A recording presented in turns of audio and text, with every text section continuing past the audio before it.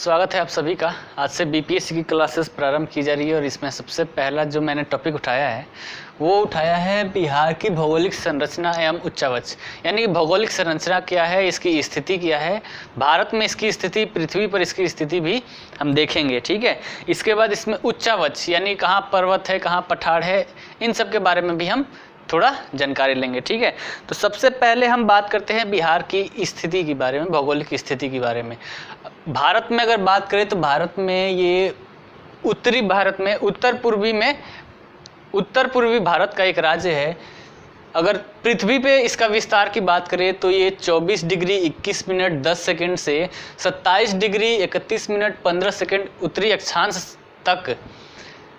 देशांतर की बात करें तो 83 डिग्री 19 मिनट 50 सेकंड से लेकर 88 डिग्री 17 मिनट 40 सेकंड तक, 40 सेकंड पूर्वी देशांतर तक इसका विस्तार है।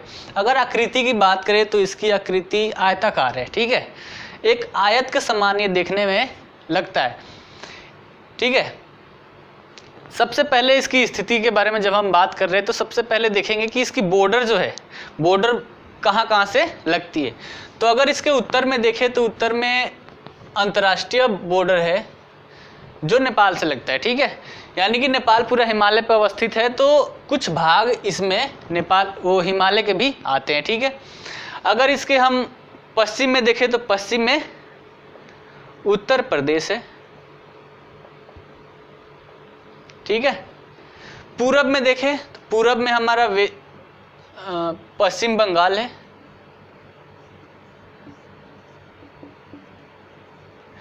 पश्चिम बंगाल का हाल ही में नाम परिवर्तित किया गया है और इसको केवल बंगाल ही नाम दिया गया है, इसलिए हम भी पश्चिम बंगाल नहीं लिखेंगे। ठीक है, पूरब में क्या है, बंगाल है और नीचे अगर देखें तो नीचे झारखंड। ठीक है, उत्तर में नेपाल, दक्षिण में झारखंड। झारखंड जो था वो पहले बिहार का ही पार्ट था। सन 2000 में इसको बिहार से अलग करके एक नया राज्य स्थापित किया गया। ठीक है, पश्चिम में देखें तो उत्तर प्रदेश है और पूरब में देखें तो बंगाल है। ठीक है, अब प्रश्न ये भी आते हैं कि कौन कौन से राज्य किस राज्य से या फिर किस देश से लगती है। ठीक है, तो ये भी हम देख लेते हैं और इसको साथ साथ में हम लिखते भी चलेंगे। ठीक है, पहले देख ले फिर मैं लिखवाता हूँ। अगर नेपाल की बात करें तो नेपाल से 7 जिले जो है बिहार के, वो नेपाल से सीमा साझा करते हैं। पहला यहाँ पे है पूर्वी चंपारण। ठीक है, यहाँ पर पश्चिमी चंपारण, उसके बाद है पूर्वी चंपारण। ठीक है, इसके बाद आता है हमारा सीतामढ़ी, सीतामढ़ी के बाद है मधुबनी, फिर है सुपौल, सुपौल के बाद अररिया और अररिया के बाद है हमारा किशनगंज।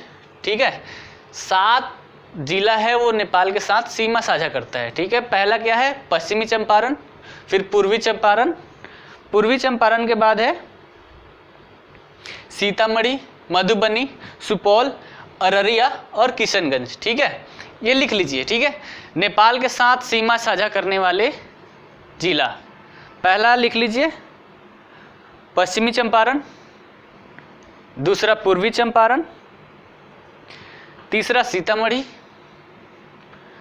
चौथा मधुबनी, पांचवा सुपौल, छठा अररिया और 7वां किशनगंज। ठीक है, प्रश्न ऐसे भी आए हुए हैं कि निम्न में से कौन सा जिला नेपाल के साथ सीमा साझा नहीं करता है। ठीक है, तो इसके लिए हमें डिटेल में पता होना चाहिए कौन सा जिला किससे सीमा साझा करता है। ठीक है, इसके बाद हम बात करते हैं इधर पूरब की। तो पूरब में मात्र 3 जिला है जो बंगाल के साथ सीमा साझा करता है।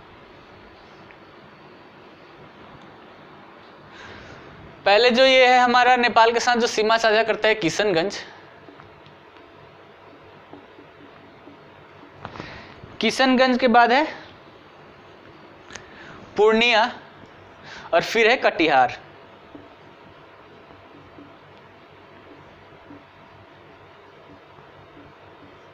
ठीक है, यानी कि बंगाल के साथ 3 जिले किशनगंज, पूर्णिया और कटिहार, 3 जिले सीमा साझा करते हैं। तो ये भी लिख लीजिए कि बंगाल के साथ सीमा साझा करने वाले जिले। ठीक है, पहला किशनगंज, दूसरा पूर्णिया और तीसरा कटिहार।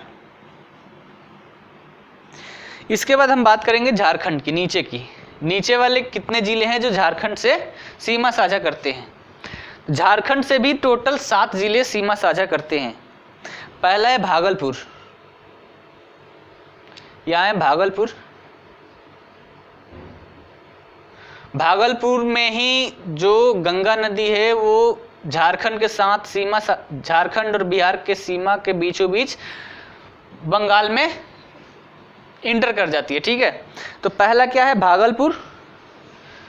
दूसरा है बांका। इसके बाद है जमुई, फिर है नवादा, फिर गया, औरंगाबाद, और उसके बाद है हमारा रोहतास, ठीक है। क्या है? भागलपुर, बांका, जमुई, नवादा, गया, औरंगाबाद, और उसके बाद रोहतास, ठीक है। यानी कि झारखंड से भी जो बिहार के 7 जिले हैं वो सीमा साझा करते हैं। तो प्रश्न जैसे ऊपर मैंने बताया था, प्रश्न यहाँ भी बन सकते हैं। प्रश्न ऐसे भी बन सकता है कि निम्न में कुछ जिलों के नाम दे देंगे, ठीक है। उसके बाद प्रश्न होगा कि निम्न में से कौन से ऐसे जिले हैं जो 2 राज्यों से सीमा साझा करते हैं, ठीक है। या फिर ये भी हो सकता है कौन सा ऐसा जिला है जो एक अंतर्राष्ट्रीय सीमा और एक राज्यीय सीमा साझा करता है। तो स्थिति हमें इसकी पता होगी तो हम अच्छे से इसको टिक आउट कर सकते हैं। अब बात करते हैं उत्तर प्रदेश की। उत्तर प्रदेश से बिहार के 8 जिले, सर्वाधिक जिले उत्तर प्रदेश के साथ सीमा साझा करते हैं। चलिए इसको देखते हैं।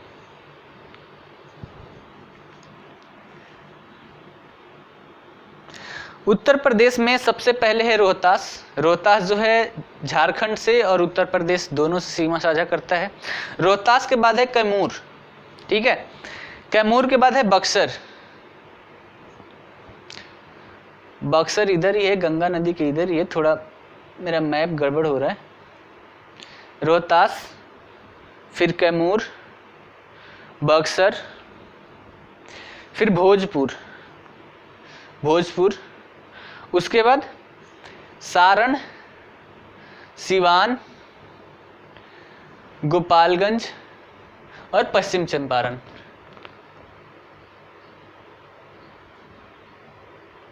ठीक है।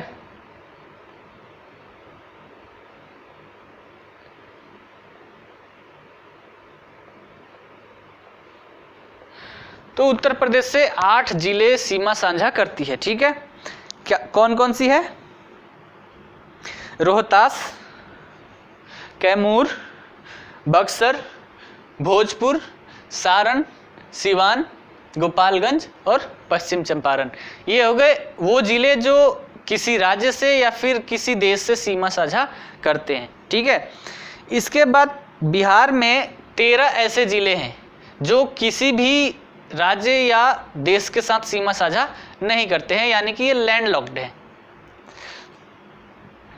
अगर क्षेत्र बिहार की बात करें तो बिहार में टोटल 38 जिले हैं। 38 जिले हैं जिसको 9 प्रमंडलों में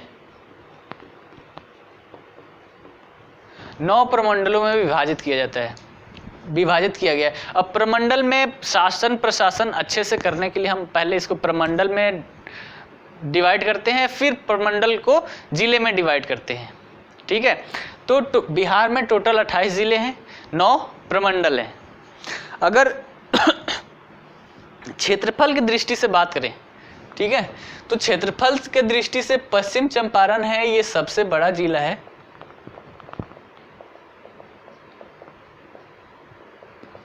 ठीक है, और सबसे बड़ा जिला, और यहां पर एक छोटा सा जिला है शेखपुरा,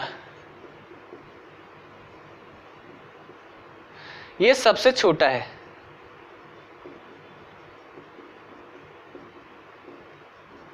ठीक है, तो क्षेत्रफल की दृष्टि से जो हमारा है पश्चिम चंपारण सबसे बड़ा जिला, और यहाँ शेखपुरा है, शेखपुरा सबसे छोटा जिला है। ठीक है, अगर बिहार की बात करें तो बिहार भारत का 13वां सबसे बड़ा, क्षेत्रफल की दृष्टि से देखें तो 13वां सबसे बड़ा राज्य है, और जनसंख्या की दृष्टि से देखें तो जनसंख्या की दृष्टि से भारत का तीसरा सबसे बड़ा राज्य है। ठीक है, ये जो अभी का स्वरूप दिख रहा है ये पहले ऐसा नहीं था।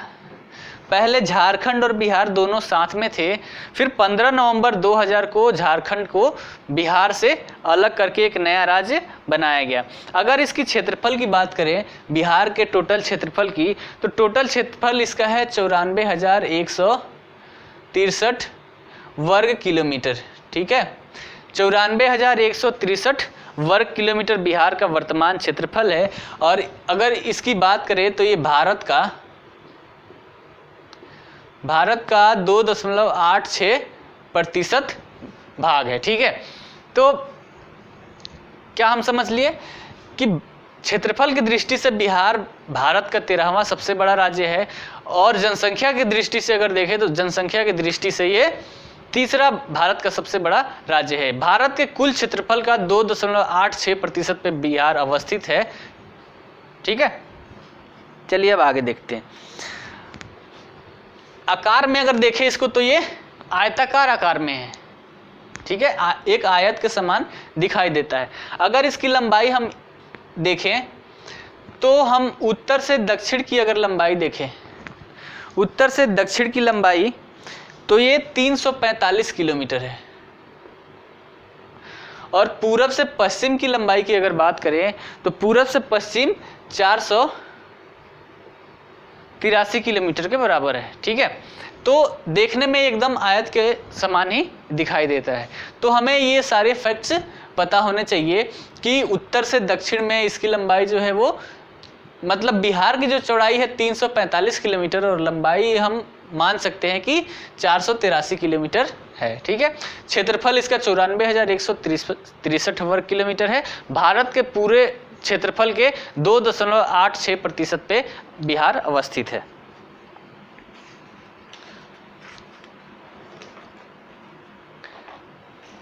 अब इसके भौगोलिक संरचना के बारे में हम देखते हैं। ठीक है, भौगोलिक संरचना इसकी कैसी है। तो अगर संरचना की बात करें तो भारत में जो भी संरचना है, अगर इसको देखा जाए तो प्री कैम्ब्रियन कल्प से लेकर चतुर्थ कल्प श्रेणी के जो यहाँ पे चट्टानें हैं वो पाई जाती है। प्री कैम्ब्रियन और चतुर्थ कल्प के भी जो चट्टान है यहाँ पे पाए जाते हैं। अगर प्री कैम्ब्रियन कल्प की बात करें तो इसमें धारवाड़ संरचना की जो भी है, और विंध्यन का है मध्य प्रदेश में। ठीक है, तो उसी का एक पार्ट यहाँ रोहतास के आसपास आता है। ये जो है ये कब की है, प्री कैम्ब्रियन कल्प की चट्टानें हैं। उसके बाद इधर देखा जाए तो इधर हमारा क्या है, हिमालय है। इधर क्या है, पठार है। ठीक है, इधर पठार, इधर हिमालय। तो नीचे अगर देखा जाए तो पठार का नीचे पठार अवस्थित है, ऊपर हिमालय के कुछ शिवालिक रेंज के जो चट्टानें हैं, शिवालिक रेंज के कुछ हिस्से बिहार में पाए जाते हैं। अगर पूरे बिहार को देखा जाए तो पूरा बिहार मैदानी क्षेत्र है, क्योंकि जो गंगा है, गंगा बिहार के बीचों बीच से निकलती है, और गंगा के द्वारा लाए गए अवसादों से ये है मुख्य नदी। मुख्य नदी क्या है, हमारी गंगा है। इसमें दो जगहों से आने वाली नदियां आके इसमें मिलती है। इधर है हमारा हिमालय, तो हिमालय से आने वाली नदियां, और इधर है पठार, तो पठारों से आने वाली नदियां। तो ये जो गंगा है और गंगा की जो सहायक नदियां है, इन्हीं के द्वारा जो भी अवसाद लाए गए, उन अवसादों के इकट्ठा होने से ये मैदानी क्षेत्र में तब्दील हो गया। जब हिमालय अवतरित हो रहा था तो हिमालय के अवतरण में जो उसका दूसरा और तीसरा चरण था, तो उस चरण में यहाँ पर एक गर्त बन जाता है, गर्त। ठीक है, और उसी गर्त में जब हिमालय से जो आने वाली नदियां है गंगा और उसकी सहायक नदियां, पठारों से आने वाली गंगा, वो सहायक नदियां गंगा की, ये सारे अपने साथ बहुत सारे अवसाद लेके आए, और बहुत सारे अवसाद लाकर इस गर्त में वो गिराते गए। ये प्रोसेस चलता रहा, और चलते चलते यहाँ पे मैदान का निर्माण हो जाता है। यानी कि नदियों द्वारा लाए गए अवसादों से बने हुए जो भी मैदान होते हैं वहाँ पे जलोढ़ मिट्टी पाई जाती है। और बिहार जो है वो लगभग 96% जो भी इसका क्षेत्र है 95 to 96% वो मैदानी भाग है। ठीक है, अब मैदानी भाग है तो मैदानी भाग में अगर मैदान है तो मैदान में हम क्या करते हैं, कृषि करते हैं। और कृषि जब यहाँ पे ज़्यादा किया जाएगा तो यहाँ पे उद्योग कैसे लगाए जाएंगे जो कृषि से रिलेटेड होंगे। तो इन सब के बारे में भी हम डिटेल्स में देखते हुए चलेंगे। ठीक है, यहाँ पे चट्टानें प्री कैम्ब्रियन और चतुर्थ कल्प से भी संबंधित है। जो यहाँ पे विंध्यन क्रम की चट्टानें हैं, धारवाड़ क्रम की चट्टानें हैं, वो सब प्री कैम्ब्रियन कल्प की चट्टानें हैं। ठीक है, मध्यवर्ती गंगा का मैदान, ठीक है, ये मध्यवर्ती गंगा है। गंगा इधर भी है और इधर भी है, तो गंगा के ये मध्यवर्ती भाग बोला जाता है। ठीक है, तो यहाँ के जो मैदान है ये चतुर्थ महाकल्प में निर्मित हुआ, यानी कि अभी अभी बताया था कि जब हिमालय का अवतरण हो रहा था, ठीक है, उसके दूसरे तीसरे स्टेज में इसका निर्माण हुआ। ठीक है, जो मैदानी भाग है उसका निर्माण हुआ और आज भी निर्माण जारी है, क्योंकि नदियां आती है अपने साथ अवसादों को भी लेके आती रहती है, तो ये निर्माण आज भी जारी है। अगर हम इसको भूगर्भीय संरचना के आधार पे अगर बिहार को देखते हैं तो बिहार को हम 4 भागों में बांट सकते हैं।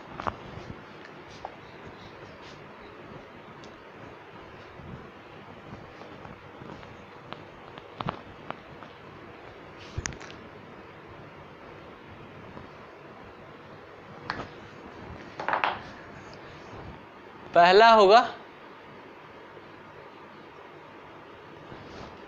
धारवाड़ चट्टान,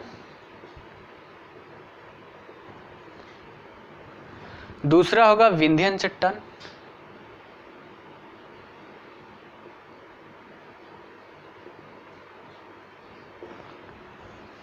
तीसरा होगा टर्शियरी चट्टान,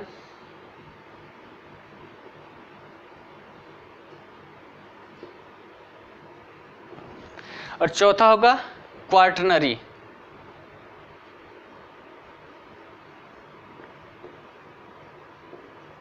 ठीक है, अगर चट्टानों की बात करें भौगोलिक संरचना के आधार पर तो 4 पार्ट में हम इसको डिवाइड करके इसको देख सकते हैं। पहला है धारवाड़ चट्टान, दूसरा विंध्यन चट्टान, तीसरा टर्शियरी चट्टान और चौथा है क्वार्टनरी चट्टान। ठीक है, तो धीरे धीरे डिटेल्स में एक एक को देखते हैं।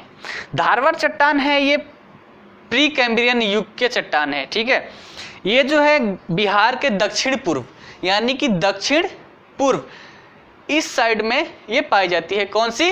धारवाड़ क्रम की चट्टानें।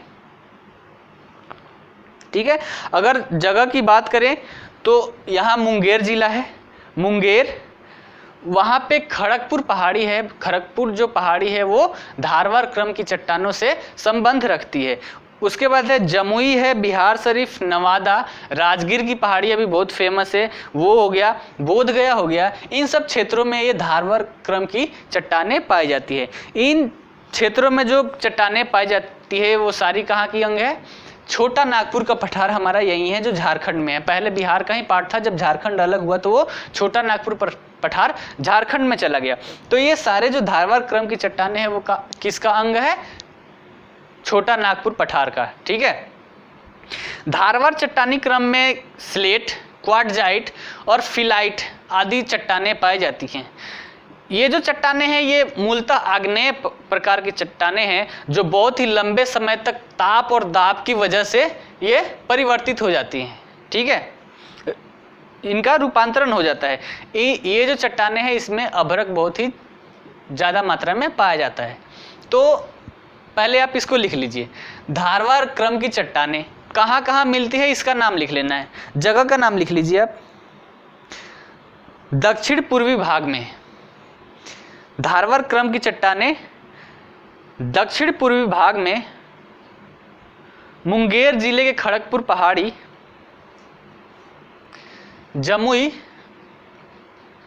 बिहार शरीफ, नवादा,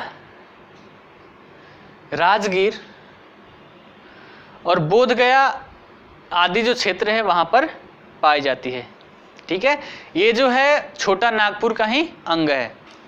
इसमें पाए जाने वाले जो चट्टान है उसका नाम लिख लीजिए, इससे प्रश्न आते हैं। इसमें पाए जाने वाले चट्टान है स्लेट, क्वार्टजाइट और फिलाइट। ठीक है, इसको लिखने कैसे देखिए, नाम लिखेंगे, जगह का नाम लिखेंगे और फिर यहाँ पे पाए जाने वाले चट्टान ऐसे डैश देके लिखते चलेंगे, शॉर्ट नोट बनाते चलने हैं। ठीक है, वीडियो देखिए, शॉर्ट नोट बनाइए। ठीक है, तो इसमें क्या क्या पाए जाते हैं, स्लेट, क्वार्टजाइट और फिलाइट। ये क्या है, मुख्यतः आग्नेय प्रकार की चट्टानें हैं जो ताप और दाब की वजह से मतलब इनका रूपांतरण हो गया। इसमें अभ्रक का निक्षेप पाया जाता है। ठीक है, प्रश्न आ सकते हैं कि बिहार में अभ्रक के निक्षेप कहाँ पाए जाते हैं, तो क्या होगा, धारवाड़ क्रम की चट्टानों में। उसके बाद हम बात करते हैं विंध्यन चट्टान के बारे में। इसका जो निर्माण हुआ वो प्री कैम्ब्रियन युग में हुआ। ठीक है, ये जो है दक्षिण पश्चिमी भाग में पाई जाती है। ये हो गया दक्षिण और ये हो गया पश्चिम, यानी कि इस भाग में ये पाई जाती है। कौन सी, विंध्यन चट्टान। इसका निर्माण कब हुआ, प्री कैम्ब्रियन युग में।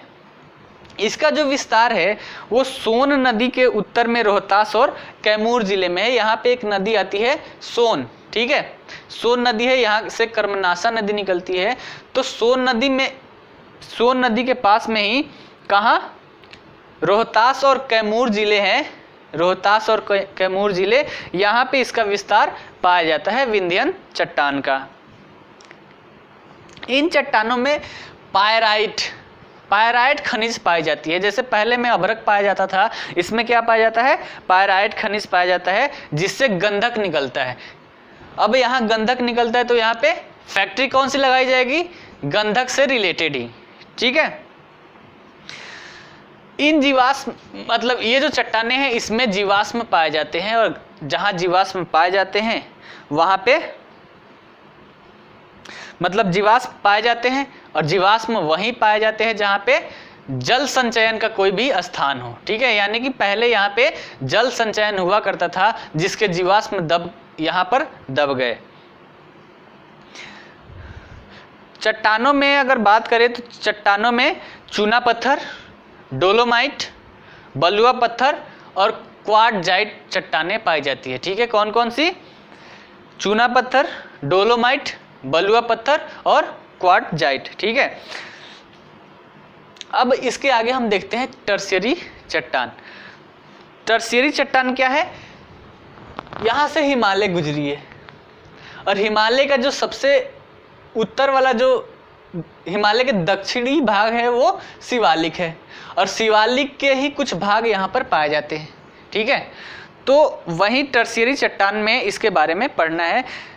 ये जो दक्षिणी शिवालिक के दक्षिणी भाग में अवस्थित है, इसका जो निर्माण है वो मेसोजोइक कल्प में मायोसिन और प्लायोसिन जो भूगर्भिक काल था उस समय पे बना है। ये जब हिमालय का निर्माण चल रहा था, द्वितीय और तृतीय उत्थान, मतलब हिमालय एक बार नहीं बना है, पहले उत्थान, द्वितीय, तृतीय उत्थान करके ऐसे हर उत्थान में हिमालय का निर्माण होते गया है और हिमालय की ऊंचाई बढ़ती गई है। तो जो द्वितीय और तृतीय कल उत्थान था उससे संबंधित है, उसी टाइम पीरियड में इसका निर्माण हुआ है। किसका, शिवालिक क्रम के चट्टानों का।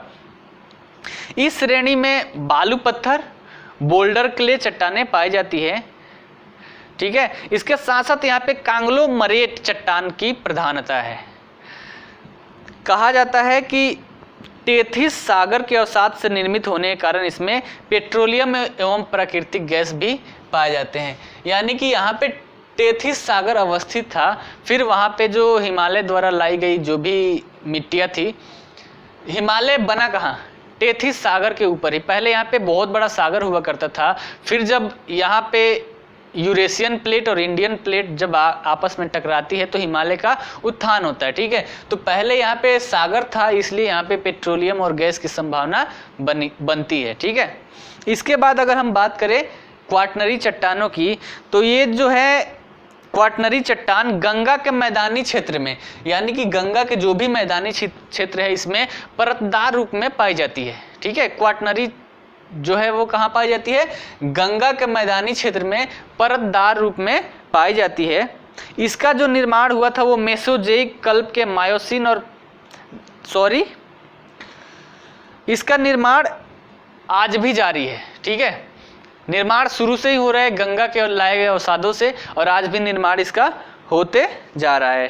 ठीक है, गंगा के मैदान में टेथिस सागर का अवशेष है। अभी बताया था कि टेथिस सागर के नीचे से ही जब वो यूरेशियन प्लेट और इंडियन प्लेट आपस में टकराती है तो हिमालय का उत्थान होता है, इसलिए इसमें टेथिस सागर के भी अवशेष पाए जाते हैं।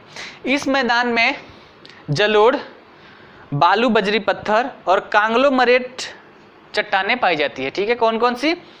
जलोढ़, बालू बजरी पत्थर और कांग्लोमरेट चट्टान। मतलब जब भी नदियाँ यहाँ आती है, बिहार जो है बिहार में नदियों की श्रृंखला बहुत ज़्यादा है। हिमालय से आने वाली बहुत सारी नदियाँ हैं, जैसे घाघरा, गंडक, बूढ़ी गंडक, कोसी, महानंदा, ये हिमालय से आने वाली है। इधर से भी बहुत सारे नदी आते हैं, जैसे सोन, क्यूल, कर्मनाशा, ये बहुत सारी नदियां हैं। तो नदियां जब भी आती है अपने साथ अवसाद लाती है, और उन्हीं अवसादों से इसका निर्माण हुआ है, इस मैदान का निर्माण हुआ है, जो आज भी निर्माण इसका जारी है। इसमें जो पाए जाने वाले हैं वो जलोढ़, बालू बजरी पत्थर और कांग्लोमरेट चट्टानें पाई जाती हैं। ठीक है, अब ये मैदान है तो इस मैदान का जो ढाल है बहुत ही कम है। 1 किलोमीटर अगर यहाँ से 1 किलोमीटर दूर जाए तो यहाँ से वहाँ की जो ढलान है वो लगभग 5 से 6 सेंटीमीटर का ही होगा। यानी कि पूरा जो मैदान है समतल है और इसकी ढलान बहुत ही कम है, 5 से 6 सेंटीमीटर प्रति किलोमीटर है। ठीक है, इस मैदान में जो जलोढ़ की गहराई है वो 100 मीटर से लेके 900 मीटर तक की है, और जो अधिकतम गहराई जो इसकी है वो 6000 मीटर तक पाई गई है। सबसे गहरा जो जलोढ़ का निक्षेप पाया जाता है वो पटना के आसपास में पाया जाता है, सबसे गहरा निक्षेप। ठीक है, ये हो गया चारों चट्टान, धारवाड़ चट्टान, विंध्याचल चट्टान, टर्शियरी चट्टान और क्वार्टजरी चट्टान। अब इसकी उच्चावच के बारे में हम देखते हैं, भौतिक विशेषताओं के बारे में देखते हैं कि उच्चावच इसका कैसा कैसा है। अगर बिहार को देखा जाए तो बिहार अधिकतर जो हिस्सा है इसका किससे बना हुआ है? मैदानी क्षेत्रों से बना है, मैदानी क्षेत्र है, लेकिन इसमें कुछ हिमालय के भी भाग है और कुछ पठारों के भी भाग है, तो उन सब के बारे में भी हमें डिटेल्स में देखना है। ठीक है, जैसे बिहार में पर्वत, पठार और मैदान सभी प्रकार की भू आकृतियां पाई जाती है। पर्वत भी है, पठार भी है और मैदान भी है। ठीक है, इसमें सबसे ज्यादा मैदानी भाग है, लेकिन उत्तर में स्थित शिवालिक श्रेणी जो है उसका कुछ पार्ट यहाँ पर पाई जाती है। ठीक है, और नीचे जो हमारा छोटा नागपुर का पठार है वहाँ से मतलब वहाँ का भी कुछ भाग बिहार में पाए जाते हैं, यानी कि निचले हिस्से में पठार पाए जाएंगे और ऊपरी हिस्से में शिवालिक श्रेणी।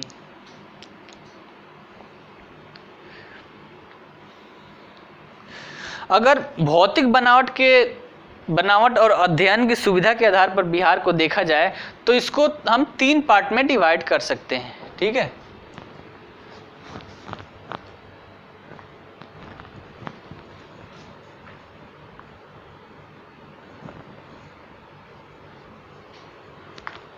तीन पार्ट में डिवाइड कर लेंगे। पहला होगा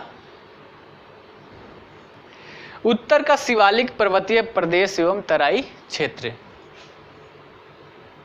उत्तर का शिवालिक पर्वतीय क्षेत्र एवं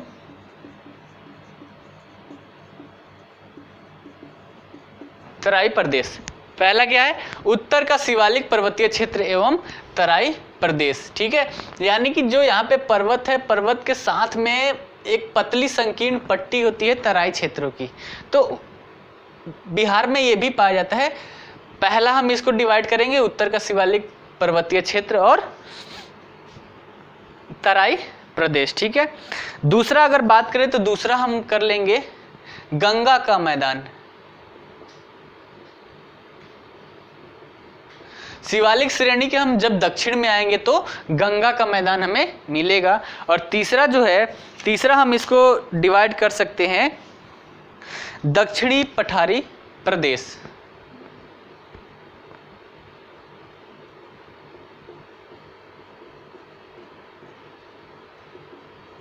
ठीक है, 3 पार्ट में डिवाइड करके हम इसको देखते हैं। पहला हम देखते हैं उत्तर का शिवालिक पर्वतीय प्रदेश। ठीक है, ये टॉपिक हो गया, टॉपिक आप नोट कर ले, पहला, दूसरा और तीसरा। अब इसमें सब टॉपिक करने हैं, सब टॉपिक भी देखते हैं।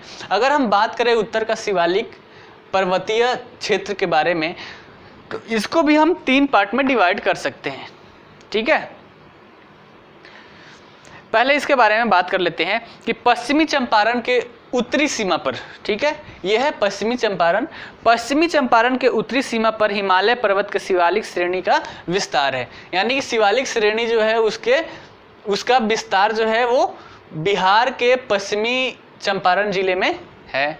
ठीक है, ये जो विस्तार है वो 932 किलोमीटर क्षेत्रों पर फैला हुआ है। इस पर्वतीय श्रेणी की जो औसत ऊंचाई है वो 80 से लेकर 250 मीटर तक मापी गई है। ठीक है, अगर हम इसको देखें तो इसको भी हम 3 पार्ट में डिवाइड कर सकते हैं। किसको? जो शिवालिक श्रेणी पाई गई है। इसमें पहला पार्ट क्या हो जाएगा, पहला सब टॉपिक क्या हो जाएगा हमारा, रामनगर दून की पहाड़ी।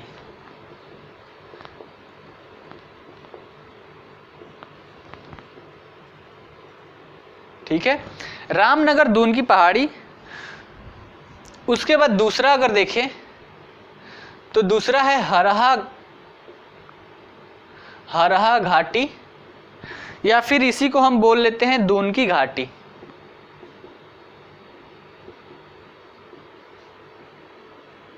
दून की घाटी। और तीसरा पार्ट इसमें हो जाता है सोमेश्वर श्रेणी।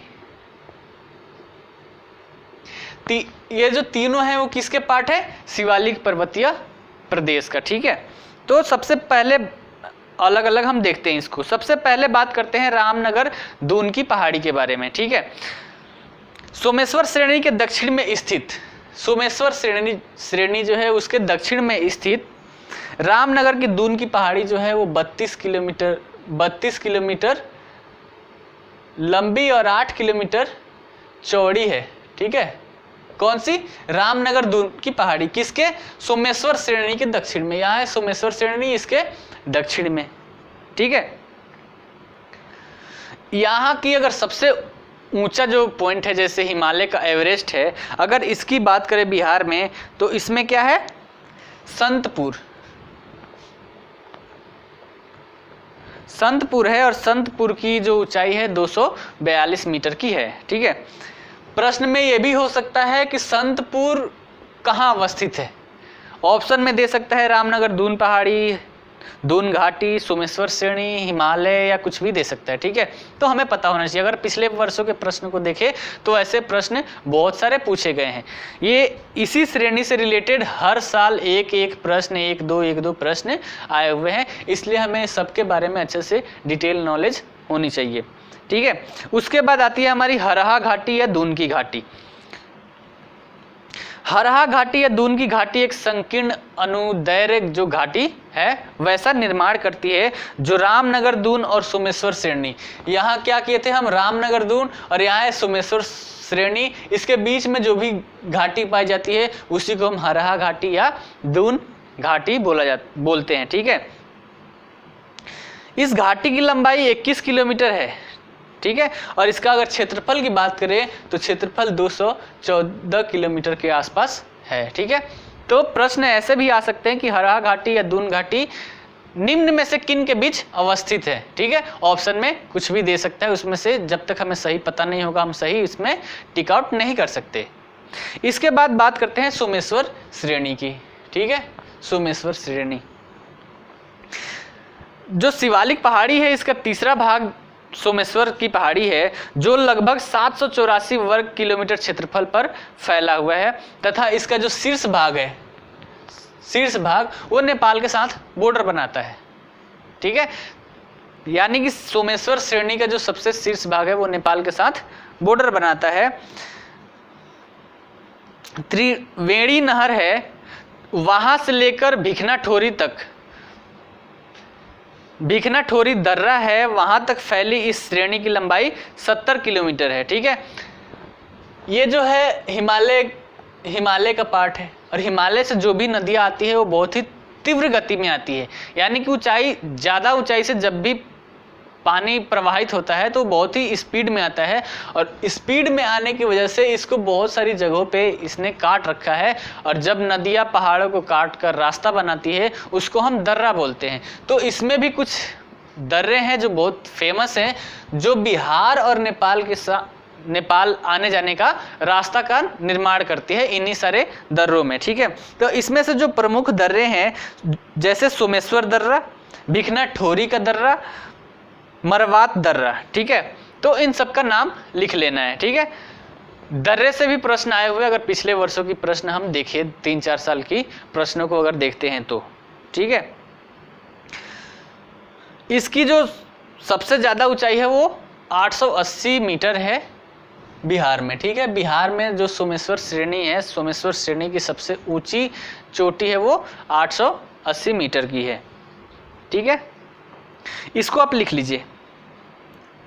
इसमें जो दर्रे का जो मैंने नाम बताया था, सोमेश्वर श्रेणी, उसका जो कहाँ पाया जाता है ये सब मैंने बता दिया। इसमें जो दर्रे हैं, दर्रे का नाम लिख लें आप, सोमेश्वर दर्रा, भिखना ठोरी दर्रा, मरवात दर्रा। ठीक है, इसके बाद हम बात करेंगे तराई प्रदेश की।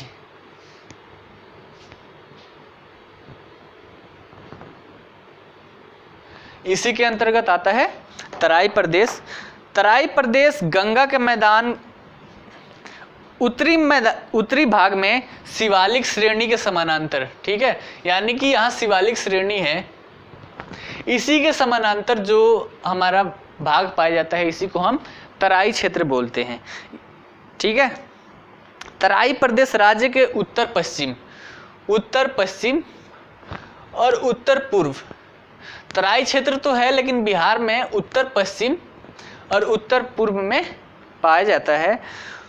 ठीक है, ये जो क्षेत्र है यहाँ पर सबसे ज़्यादा वर्षा होती है, यहाँ पर लगभग 140 सेंटीमीटर की वर्षा होती है, इसलिए यहाँ पर कृषि अच्छे से नहीं की जाती है, लेकिन नए नए टेक्नोलॉजी का यूज करके यहाँ पे कृषि अब की जाने लगी है। यहाँ पर जो है, यहाँ पे लगभग 200 सेंटीमीटर तक की वर्षा होती है, और इतना वर्षा होने की वजह से यहाँ पर वन एवं दलदली क्षेत्र, ठीक है, यानी कि 200 सेंटीमीटर तक यहाँ पर वर्षा होती है, जिसकी वजह से यहाँ पर वन एवं दलदली क्षेत्र पाए जाते हैं। ठीक है, उत्तर पूर्वी अगर तराई प्रदेश की बात करें तो ये यहाँ पे क्या था, अररिया, किशनगंज, अररिया और पूर्णिया जिला, ये जो 3 जिले हैं यहाँ पर तराई प्रदेश फैले हुए हैं। इसके बाद आ जाता है हमारा दूसरा पार्ट क्या है, गंगा का मैदान। गंगा के मैदान से ही पूरे बिहार का निर्माण हुआ है। लगभग 95 से 96% इसका जो क्षेत्रफल है वो सारा मैदानों का बना हुआ है, जो गंगा एवं गंगा की सहायक नदियों द्वारा लाई गई अवसादों से निर्मित हुआ है। ठीक है, यहाँ से निकलती है गंगा जो है, यहाँ पर उत्तर प्रदेश और बिहार की बॉर्डर बनाते हुए बिहार में प्रवेश करती है, और प्रवेश करते हुए गंगा के बीचों बीच जाते हुए यहाँ पर बिहार और झारखंड का थोड़ा सा बॉर्डर निर्मित करते हुए बंगाल में प्रवेश कर जाती है। ठीक है, तो गंगा जो है बिहार को 2 भागों में बांटती है। उत्तर वाले भाग को हम क्या बोलते हैं, उत्तर वाले भाग को उत्तर प्रदेश, उत्तर बिहार, और इसके निचले भाग को दक्षिण बिहार बोला जाता है। ठीक है, यानी कि गंगा नदी बीचों बीच से निकलती है, और गंगा नदी के उत्तर वाले भाग को उत्तर बिहार और दक्षिण वाले भाग को दक्षिण बिहार बोला जाता है। चूंकि ये पूरा मैदान है तो इसलिए गंगा के उत्तरी भाग को उत्तर बिहार का मैदान और गंगा के दक्षिणी भाग को दक्षिण बिहार का मैदान बोला जाता है। ठीक है, अब यहाँ की अगर नदियों की बात करें तो यहाँ जो भी नदियाँ आती है, चाहे घाघरा हो, गंडक हो, बूढ़ी गंडक हो, कोसी हो, ठीक है, जो भी नदियाँ हैं हिमालय की नदियां हैं, ठीक है। और हिमालय की नदियां जो होती है वो वर्षों भर पानी लाती है, वो मौसमी नहीं होती। जैसे हमारे पठारों से जो भी नदी आती है, कर्मनाशा, सोन, क्यूल, ये सारी जो नदियां हैं वो पठारी भागों से आती है, जो मौसम के ऊपर डिपेंड करती है। बरसात के मौसम में इसमें बहुत ज़्यादा पानी होता है और गर्मी के मौसमों में कभी कभी ये सूख भी जाया करती हैं। परंतु ये जो नदियां हैं, ये नदियां हमेशा पानी लेके आती रहती हैं। हमेशा पानी लेके आते रहने की वजह से यहाँ पर ये जो क्षेत्र है ये बाढ़ का क्षेत्र निर्मित हो जाता है। यहाँ पे एक नदी है कोसी नदी, जो अपनी रास्ता बदलने के लिए बहुत ही फेमस है, ठीक है। जब नदियाँ करेंगे तो नदियाँ बहुत ही डिटेल्स में करेंगे। इसके बाद जो हम टॉपिक लेके आएंगे वो बिहार की नदियों के बारे में ही, बिहार की अफवाह प्रणाली के बारे में जानेंगे। तो ये जो कोसी नदी है यहाँ पे अपनी मार्ग बदलने के लिए बहुत ही फेमस है, जिसकी वजह से ये मार्ग बदलती रहती है और ये जो एरिया है ये बाढ़ के विभीषिका में चली जाती है। और इधर की नदियाँ उतनी ज़्यादा पानी नहीं ला पाती है, तो ये वाला जो है वो सूखा क्षेत्र में आ जाता है, ठीक है। तो ये समस्याएं हैं। अब कोसी नदी पे कुछ परियोजनाएं चलाई गई हैं, नहर बनाई गई है, जिसकी वजह से बाढ़ को बहुत क्षेत्र तक नियंत्रित किया गया है। और यहाँ पे कोसी नदी पे भी नहर बनाकर यहाँ के जो सूखे इलाके हैं वहाँ पे पानी पहुँचाया गया है, और जिसकी वजह से वहाँ पे खेती बहुत ही अच्छे से की जा रही है, ठीक है। तो देखते हैं इसको, गंगा के मैदान। गंगा का मैदान जो है वो 90,650 वर्ग किलोमीटर में फैला हुआ है, ठीक है। जो बिहार के कुल क्षेत्रफल है, बिहार के कुल क्षेत्रफल का 96.27% है। यानी कि बिहार का जितना भी क्षेत्रफल है उसका 96.27% क्या है, मैदान है, जो गंगा और उसकी सहायक नदियों द्वारा बनाया गया है, ठीक है। अगर इस मैदान के बारे में देखें तो उत्तर में शिवालिक से लेकर दक्षिण में जो छोटा नागपुर का पठार है वहां तक फैला हुआ है, ठीक है। इस मैदान की जो औसत ऊंचाई है वो समुद्र तल से 75 से लेके 120 मीटर तक है, ठीक है। समुद्र तल से जो इस मैदान की ऊंचाई है वो 75 से लेकर 120 मीटर तक है। ये जो मैदान है, अगर इसकी ढाल की बात करें तो ढाल हमें पता चलेगा पानियों से, और पानी का है नदियों में, ठीक है।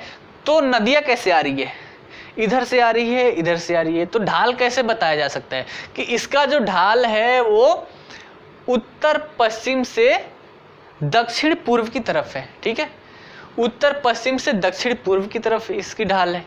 अगर हम दक्षिण मैदान की बात करें तो दक्षिण पश्चिम से उत्तर पूर्व की तरफ ढाल है। अगर पूरे मैदान की बात करें तो पूरे मैदान को हम यही बोल सकते हैं कि पूरे मैदान का जो ढाल है वो कहाँ है, पश्चिम से पूर्व की ओर है। पश्चिम से पूर्व की ओर मैदान की ढाल है। ये ढाल बहुत ही मंद है, बहुत ही कम है। पहले ही बताया था 5 से 6 सेंटीमीटर 1 किलोमीटर में ये जो ढलान है, ठीक है। ये जो मैदान है ये अगर देखा जाए तो इधर चौड़ाई इसकी कम है, यानी कि पूरब में चौड़ाई कम है, पश्चिम में इस मैदान की चौड़ाई ज़्यादा है, ठीक है। बात किए थे इस मैदान को 2 पार्ट में डिवाइड करते हैं, उत्तर बिहार का मैदान और दक्षिण बिहार का मैदान, ठीक है। इसको उत्तरी गंगा का मैदान भी बोलते हैं, दक्षिणी गंगा का मैदान भी इसको बोलते हैं। तो सबसे पहले बात करते हैं हम उत्तरी गंगा के मैदान के बारे में। उत्तरी गंगा का मैदान जो है इसका टोटल क्षेत्रफल 56,980 वर्ग किलोमीटर है, और इस मैदान का निर्माण किया हुआ है हिमालय से आने वाली नदियाँ जो है, जैसे घाघरा, गंडक, बूढ़ी गंडक, कोसी और महानंदा उत्तर बिहार के मुख्य नदियां हैं, इनके द्वारा लाए गए अवसादों से इसका निर्माण हुआ है, ठीक है। इस मैदान की अगर ढाल की बात करें तो अभी भी बताया था उत्तर पश्चिम से पूरब दक्षिण पूरब की ओर इसकी ढाल है। ये जो क्षेत्र है ये बहुत सारे 2 आबों में बटे हुए। 2 आब क्या होते हैं, 2 नदियां जहां से गुजरती है उन नदियों के बीच में जो भी मैदान होता है उसे हम 2 आब बोलते हैं, ठीक है। तो यहाँ पे बहुत सारे 2 आब बने हुए हैं, जैसे घाघरा और गंडक 2 आब, ठीक है। ये है घाघरा नदी, ये है गंडक नदी। तो इन दोनों के बीच में पाए जाने वाले क्षेत्र को हम घाघरा गंडक दोआब बोलेंगे। फिर यहाँ गंडक है, यहाँ पे कोसी है, तो इन दोनों के बीच में पाए जाने वाले जो भी भूभाग है उसको हम क्या बोलेंगे? गंडक कोसी दोआब। फिर कोसी है और महानंदा है, ठीक है, तो इन दोनों के बीच में पाए जाने वाले भूभाग को हम क्या बोलेंगे? कोसी महानंदा दोआब, ठीक है। तो ये दोआब भी बहुत ही मुख्य हैं और सभी दोआबों के अपने अपने कुछ विशेषताएं हैं, उसके बारे में भी हम देखेंगे, ठीक है।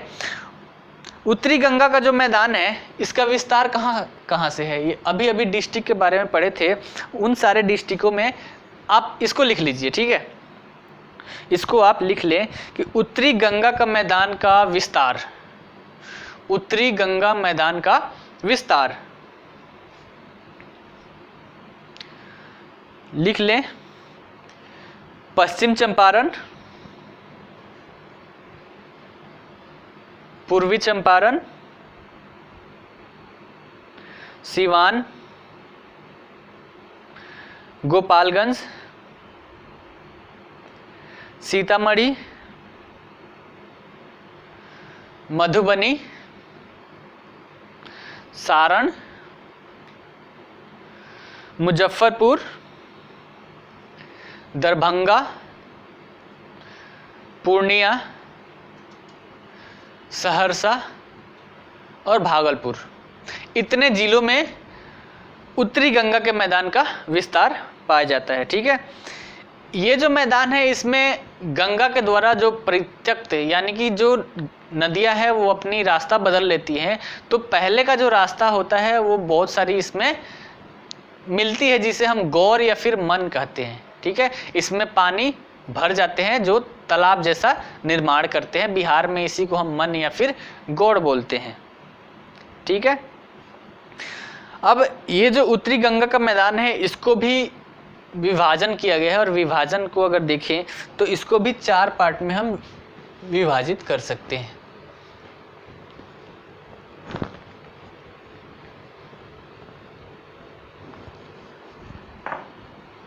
पहला है यहाँ तराई है, तराई के बाद जो पाया जाएगा उसको हम बोलेंगे उप तराई का क्षेत्र या फिर इसी को हम बोलते हैं भाबर, भाबर क्षेत्र, ठीक है। दूसरा है बांगर, तीसरा है खादर और चौथा है चौर, ठीक है। 4 पार्ट में इसको डिवाइड कर सकते हैं उत्तरी गंगा के मैदान को। पहला है उप तराई का क्षेत्र जिसे भाबर क्षेत्र भी बोलते हैं, फिर बांगर क्षेत्र, खादर क्षेत्र और चौर, ठीक है। चौर को ही हम मन बोलते हैं। तो सबके बारे में थोड़ा थोड़ा डिटेल्स में देख लेते हैं, ठीक है। ये जो उप तराई का क्षेत्र है ये प्रदेश के दक्षिण में पश्चिम से पूरब की ओर फैला हुआ है, ठीक है। तराई प्रदेश के दक्षिण में, यहाँ है तराई प्रदेश, इसके दक्षिण में यहाँ पश्चिम से लेकर पूरब तक फैला हुआ है।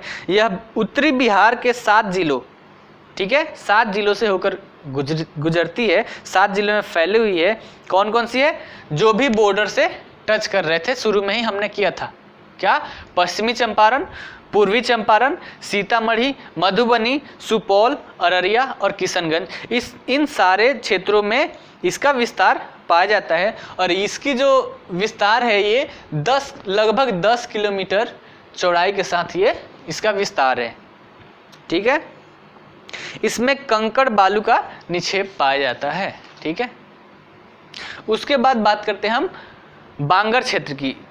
बांगर जो क्षेत्र है ये जलोढ़ मिट्टी ही है जो पुरानी हो चुकी है, यानी कि ये जो है बांगर क्षेत्र ये पुरानी जलोढ़ मिट्टी का निक्षेप है जहां बाढ़ का पानी प्रतिवर्ष नहीं पहुंच पाता है। यहाँ हमेशा बाढ़ आता है, हमेशा बाढ़ आएगा तो नई नई अवसादें वहाँ पे आएंगी, नई मतलब नदियों द्वारा नई नई अवसादें लाई जाएंगी और फिर नई जब मिट्टी आएंगी तो उसमें उर्वरता जो शक्ति होती है, उर्वरा शक्ति, वो हमेशा बना रहता है। परंतु ये जो क्षेत्र है बांगर का क्षेत्र, यहाँ पे हमेशा पानी नहीं आता है, इसलिए यहाँ की जो क्षेत्र है यहाँ पे उर्वरा थोड़ा कम पाई जाती है, ठीक है, लेकिन यहाँ भी पानी का उचित व्यवस्था करके हम अच्छे से कृषि कर पाते हैं, ठीक है। अगर इसका विस्तार देखें तो बिहार के उत्तरी पश्चिमी मैदानी भागों में, ठीक है, उत्तरी पश्चिमी मैदानी भागों में पाई जाती है। इसके बाद बात करेंगे हम खादर।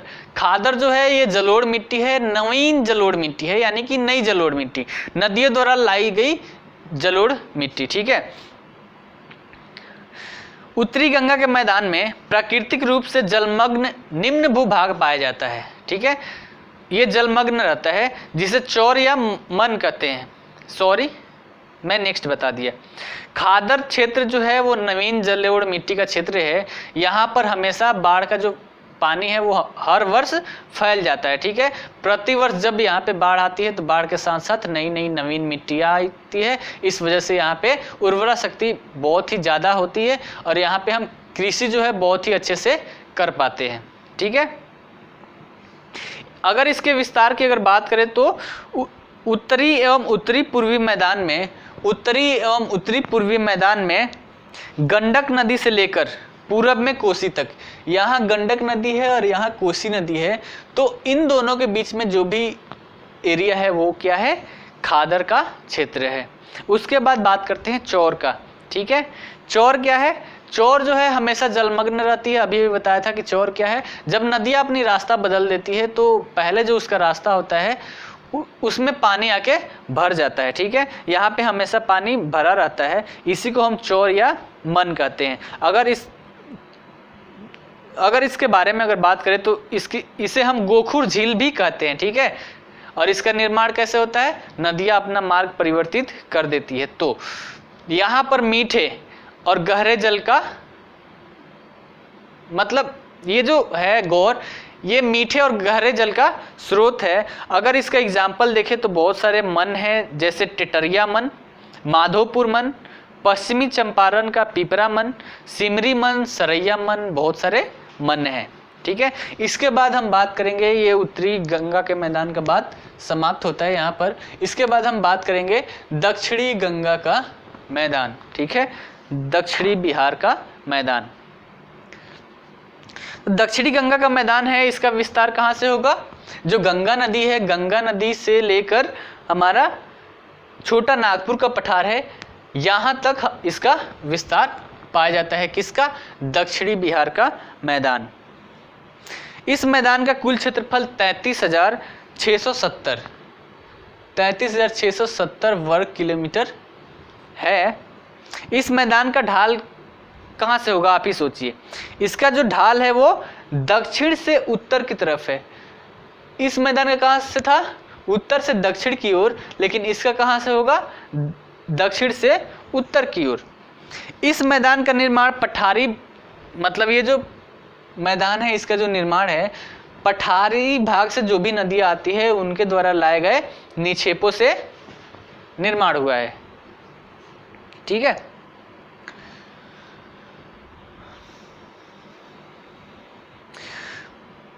इसका जो अगर मैदान को देखें तो पूर्वी भाग में चौड़ाई इसका कम होते जाता है, ठीक है। इधर चौड़ाई ज़्यादा है और इधर कम होते जाता है। इधर तो चौड़ाई कम होता है तो जो गंगा जो नदी है चौड़ाई कम होने की वजह से जो अपनी निक्षेप है वो अपनी किनारों पे बहुत ही ज़्यादा निकालने लगती है, ठीक है। तो बहुत ज़्यादा निकालने लगती है तो वहाँ पे एक उच्च प्रदेश का निर्माण हो जाता है। उच्च प्रदेश जिसे हम क्या बोलते हैं, प्राकृतिक कगार या फिर बांध बोल लेते हैं, ठीक है। प्राकृतिक बांध यानी कि यहाँ चौड़ाई ज़्यादा है, इधर आके चौड़ाई जब मैदान की कम होती है तो गंगा नदी जो भी अपनी निक्षेप लाती है वो साथ में तो लेके जाती है, लेकिन बहुत ज़्यादा निक्षेप जब हो जाते हैं तो उसको अपने किनारों पे इकट्ठा करने लगती है, जिससे प्राकृतिक बांध का निर्माण होता है। हमारा जो पटना शहर यहाँ पे बसा हुआ है ये प्राकृतिक बांध पे, प्राकृतिक कगार पे ही बसा हुआ है। अब जब गंगा नदी प्राकृतिक बांध जब बनाती है तो जो भी नदियाँ आएगी वो इससे डायरेक्ट नहीं मिलती है, ठीक है। डायरेक्ट ना मिलकर यहाँ से घूम के कुछ दूर तक इसके समानांतर में जाती है और फिर गंगा नदी से मिल जाती है। तो ये नदियों की खासियत है दक्षिणी गंगा की मैदान की, ठीक है। जो ये ऐसे इसके समानांतर में चलते हुए यहाँ जाके मिलती है। इसको हम पिनेट प्रवाह प्रणाली के नाम से जानते हैं। ठीक है, अगर इन नदियों में बात करें तो नदियाँ है पुनपुन है, किऊल है, फल्गु नदी है, जो ऐसे ही इसके समानांतर में चलते हुए फिर आगे जाके मिल जाते हैं। ठीक है, चूंकि ये सारी नदियाँ पठारी भागों से होके आती है, तो ये जो नदियाँ अपने साथ बालू का निक्षेप बहुत ही ज़्यादा लेके आती है, तो इस क्षेत्र में बालू बहुत ज़्यादा पाए जाते हैं, इसलिए यहाँ पर पानी ज़्यादा देर तक धरातल पे टिक नहीं पाती है। ठीक है,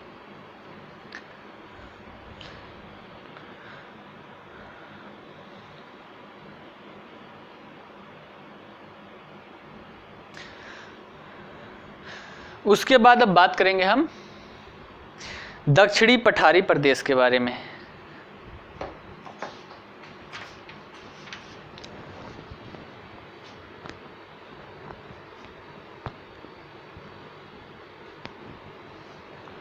दक्षिणी पठारी प्रदेश।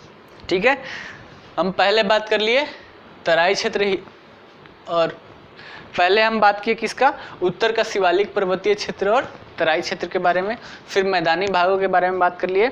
अब हम बात करेंगे पठारी भागों के बारे में। ठीक है, दक्षिण में जो पठारी प्रदेश पाए जाते हैं। ठीक है, चलिए देखिए, दक्षिण पठारी प्रदेश जो है वो ये छोटा नागपुर का सीमांत है, यानी कि छोटा नागपुर का पठार झारखंड में चला गया जब बिहार अलग हुआ, उसके कुछ क्षेत्र यहाँ पे पाए जाते हैं।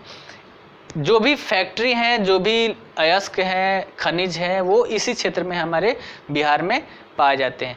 पहले बिहार में खनिजों की बहुत ज़्यादा खनिज पाए जाते थे, लेकिन बिहार जब अलग हुआ तो सारा वहाँ चला गया, लेकिन कुछ इसके सीमांत जो जिले हैं यहाँ पर पाए जाते हैं। ठीक है, इस प्रदेश में ग्रेनाइट एवं नीस जैसी आग्नेय और रूपांतरित चट्टानें बहुलता से पाई जाती है। ठीक है, ग्रेनाइट और नीस ये क्या है, दोनों आग्नेय चट्टान है। इस पठारी प्रदेश का विस्तार पश्चिम में कैमूर, ये कैमूर जिला है,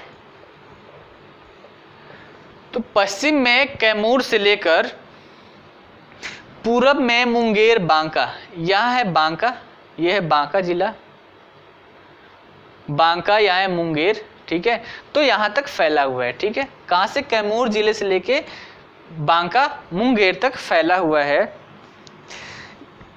यह बिहार का प्राचीनतम भूखंड है। ठीक है, बहुत ही पुराना भूखंड है, जिसमें कैमूर या रोहतास का पठार, गया का दक्षिणी भाग, गिरियक पहाड़ी, नवादा, बांका एवं मुंगेर की पहाड़ी क्षेत्र पाई जाती है। ठीक है, यानी कि पहाड़ी क्षेत्र की बात करें तो बिहार के दक्षिणी गंगा के मैदान में पाए जाते हैं। ठीक है, इसमें देख लेते हैं सबसे पहला कैमूर या रोहतास का पठार। ठीक है, ये क्या है, कैमूर या रोहतास का पठार विंध्य श्रेणी, विंध्य श्रेणी कहाँ पाई जाती है, मध्य प्रदेश में। ठीक है, तो मध्य प्रदेश का ही जो विंध्य श्रेणी है वो बिहार में कैमूर जिले में उसकी विस्तार है। ठीक है, तो जो कैमूर या रोहतास का पठार है वो विंध्य श्रेणी का पूर्वी भाग है। ठीक है, इसका विस्तार 483 किलोमीटर की लंबाई में तथा अधिकतम 80 किलोमीटर की चौड़ाई में जबलपुर जो है वो मध्य प्रदेश में पाई जाती है, वहां से प्रारंभ होकर बिहार तक आती है। ठीक है, तो बिहार में विंध्यन जो श्रेणी है उसकी कुछ हिस्सा बिहार में आता है। ठीक है, इसकी औसत ऊंचाई 300 से 450 मीटर के बीच पाई जाती है, और इसका जो सबसे ऊंचा भाग है वो है रोहतासगढ़।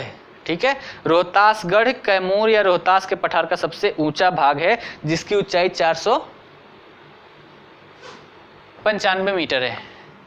ठीक है, ये क्या है, छोटा पठार, यह पठार छोटा नागपुर पठार से सोन नदी द्वारा अलग होता है। यहाँ पे सोन नदी है।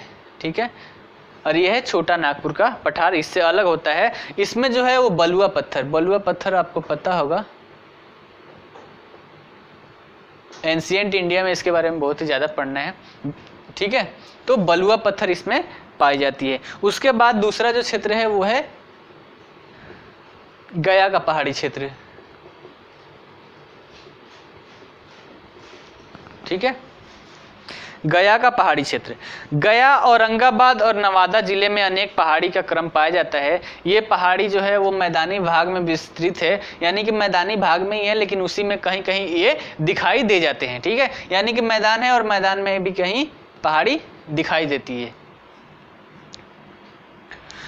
अगर इनमें बात करें, ठीक है, तो जेठियन, हिंडाज की पहाड़ी, हल्दिया की पहाड़ी प्रमुख है। ठीक है, गया शहर के आसपास में रामशिला, प्रेतशिला, भूतशिला, ब्रह्मयोनी पहाड़ियाँ स्थित है। इसी क्रम में जहानाबाद और गया जिला के सीमा पर बराबर एवं नागार्जुनी पहाड़ी बहुत ही फेमस है। अशोक और उस दशरथ ने इसमें विहारों का निर्माण करवाया। विहार क्या होता है? जहाँ पे आजीविकों की रहने के लिए जो जगह बनाई जाती है उसी को विहार कहा जाता है। और ये दोनों जगह बराबरी और नागार्जुनी के पहाड़ बहुत ही फेमस है, जो किस में है? गया के पहाड़ी क्षेत्र में है। ठीक है, तो प्रश्न ये भी बन सकते हैं कि बिहार में जो बराबर और नागार्जुनी पहाड़ी जो है वो कहाँ अवस्थित है, और ऑप्शन दे सकता है। ठीक है, उसके बाद हम पढ़ेंगे नेक्स्ट गिरियक, राजगीर या फिर गिरियक, राजगीर या फिर गिरियक पहाड़ी क्षेत्र। ये मुख्य क्षेत्र से मतलब ये जो है ये मुख्य रूप से नालंदा जिला में अवस्थित है। नालंदा जो नालंदा विश्वविद्यालय बहुत ही फेमस है, वहीं पे ये जो पहाड़ी क्षेत्र है राजगीर गिरियक पहाड़ी क्षेत्र वहाँ अवस्थित है। इसमें इन पहाड़ियों में वैभवगिरी, सोनागिरी, पीपुलगिरी, रत्नागिरी, उदयगिरी और पीड़ की पहाड़ी जो है वो प्रमुख है। इसकी जो सबसे ऊंची चोटी है वो कौन सी है?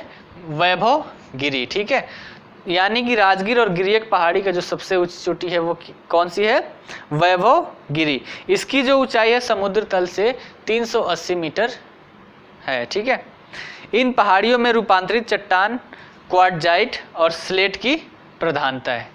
उसके बाद नेक्स्ट है हमारा अगला नवादा मुंगेर पहाड़ी।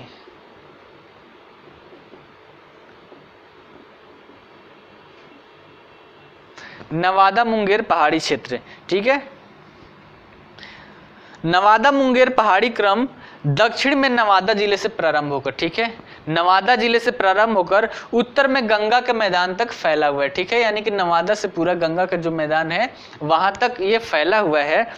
इसमें बहुत सारी पहाड़ी श्रृंखला अवस्थित है, जिसमें खड़गपुर की पहाड़ी, गिद्धेश्वर की पहाड़ी, सत पहाड़ी, शेखपुरा की पहाड़ी, चकाई पहाड़ी, बकिया पहाड़ी, ये सारे इसमें अवस्थित हैं। ठीक है, तो इन सब का नाम भी आप नोट कर लीजिए। ये प्रश्न में आते हैं कि जो गिद्धेश्वर की पहाड़ी है वो किस क्षेत्र में अवस्थित है, इस प्रकार के भी प्रश्न देखने को मिले हुए हैं। ठीक है, इसमें जो है क्वार्टजाइट चट्टान की प्रधानता बहुत ही ज़्यादा है। ठीक है, तो आज बस इतना ही करेंगे। अब इसको, ये तो हो गया जो भौगोलिक इसकी बनावट थी उसके हिसाब से इसको मतलब विभाजित करके हमने पढ़ा। कल जो पढ़ेंगे वो भौगोलिक इसके प्रदेश जो है उसके बारे में पढ़ेंगे। कुछ सांस्कृतिक जैसे जलवायु, मिट्टी, वनस्पति, भूमि उपयोग का प्रतिरूप, शस्य प्रारूप, अधिवास, इन सब के आधार पे भी इसको डिवाइड किया जाता है।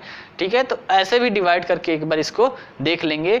उसके बाद हम उसकी अपवाह प्रणाली, यानी कि बिहार में कौन कौन सी नदियाँ हैं, कौन सी नदियाँ क्या निर्माण करती है, कौन सा शहर किस नदी पे बसा हुआ है, ठीक है, इन सब के बारे में, हिमालयी नदी, पठारी नदी, इन सब के बारे में पढ़ेंगे। कौन से नदी पे कौन सी बांध परियोजनाएं चलाई जा रही हैं, इन सब के बारे में भी हम डिटेल में चर्चा करेंगे। तो आज के लिए इतना ही, धन्यवाद।